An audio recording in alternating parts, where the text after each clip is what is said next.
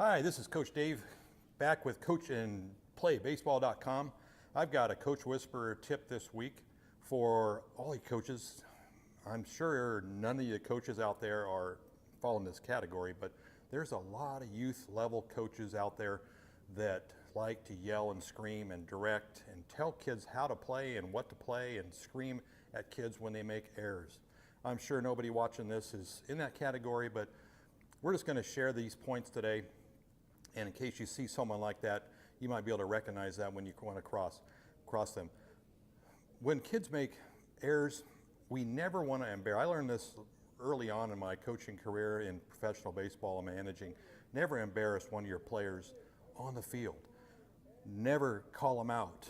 Never point them out. There's plenty of times when you're out of the line of fire, out of the public view, to have teaching moments, talk to them, pull them aside, ask them what they were thinking, ask them where they should be, and turn it right into a learning situation. But so many coaches today want to immediately give feedback in a yelling, demeaning capacity at the kids on the field. I mean, they pile on them. I mean, how many times have you seen a mistake made and a coach just comes out of the dugout unglued? I just saw that the other night recently at a rec level game for 13, 14, 15-year-olds. The kids were playing. The second baseman was just a very mediocre player, kind of weak. Just, you know, a lot of 13, 14-year-olds are still having trouble getting acclimated to that big of a field.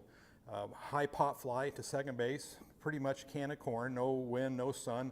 Should have been probably, you know, pretty routine play. But the kid circled around it, got all stumbling around. Looked like he, at the last moment, didn't even really want it, let the ball fall in. And what does the coach do? He comes running out to the foul line almost. What are you doing out there? That's your ball. You got to have that ball. What are you doing? That's your play. Well, everybody in the ballpark knew that. The kid knows it. Why do you have to pile on him and belittle him?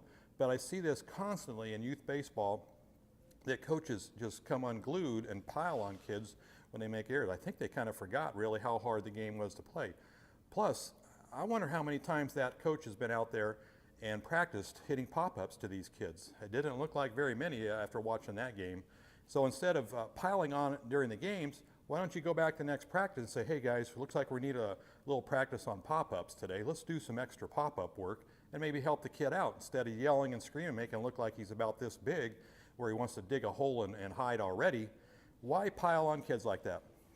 So avoid embarrassing kids, calling them out on the field.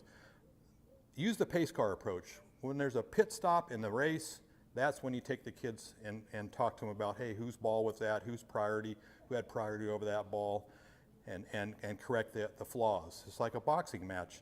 In between rounds, yeah, you talk about the situation and go over things. Between innings, you go over things. At the practice the next day, you go over things. Why do coaches yell? I think they really yell because if they don't yell, it looks like they aren't coaching. So all the parents and adults say, whoa, you see that coach? He really came out and got all over that kid.